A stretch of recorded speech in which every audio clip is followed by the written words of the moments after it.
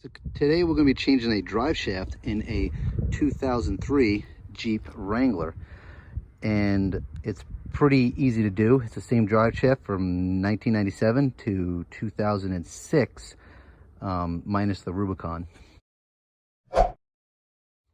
So all you need is your drive shaft, obviously. I have a little impact gun to help me. It has 8mm straps on the front of the drive shaft on this end, holding it to the yoke. And on the back end, these are a pain. It has 8mm bolts that go through the yoke on the transfer case. They're hard to get to because of transfer case. I'll show you how to get to that. 8mm ratchet and socket, hammer to knock it loose. This to hold the drive shaft still when we get it apart, and an 8mm wrench. Not sure if I need it, but I brought it with me. Okay, once you're in a Jeep, you'll see the front drive shaft connects to the axle with these 4 8mm bolts and straps.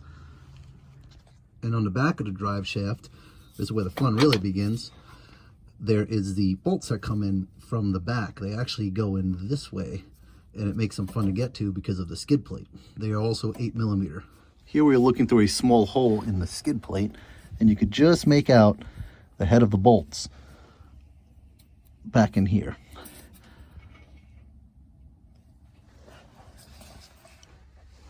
All right, we'll start with taking out this front drive shaft.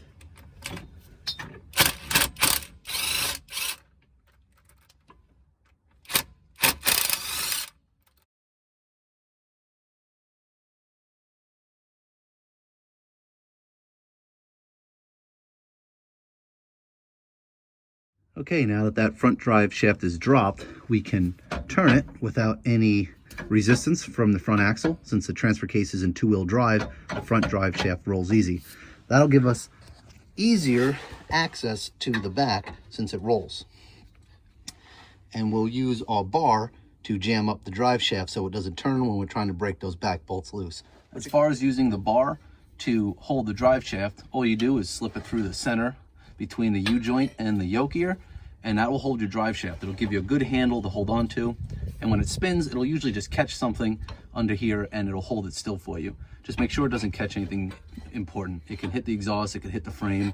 Those things will be fine. Just make sure it's not up against anything wiry or fuel lines or brake lines. Drive shaft mounting, and what we have is Jeep left us a nice little hole to work through. Now what I have is a 8mm 6-point wrench, wrench locked to another one for leverage. You want to use a 6-point wrench because it's really small bolts back there and they strip with a 6-point.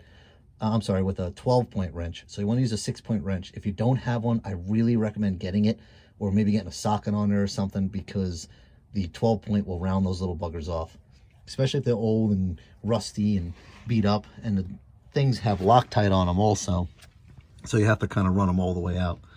But that's a good little cheat. You can go right through that little hole, and you got to keep the drive shaft real tight in one direction, and you can get it undone pretty easy that way. But this is the hardest part about this drive shaft. What you really should do is drop the skid plate. You would undo these 4 bolts, these 3, and if it's automatic, this, and on the other side it's just like that. But it's a lot of work, it's heavy, and in most cases these bolts rust into the chassis and they snap or they take the frame with it. So I always just work through the porthole they give you there. We are replacing the front yoke on the front differential.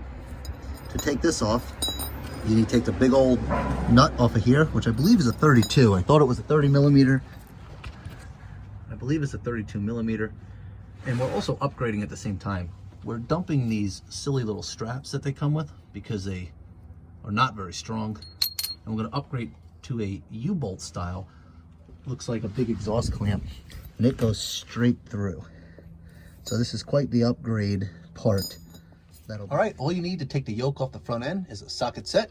Find the one that fits it and take it off. They take a lot of torque because the front end is on shims, so it's going to be pretty tight. All right, after the nut is off, all you do is grab it and pull it.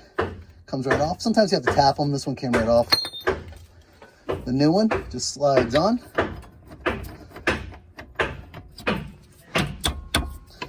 That's it. Put your nut back on with the washer and torque to spec, and you are done.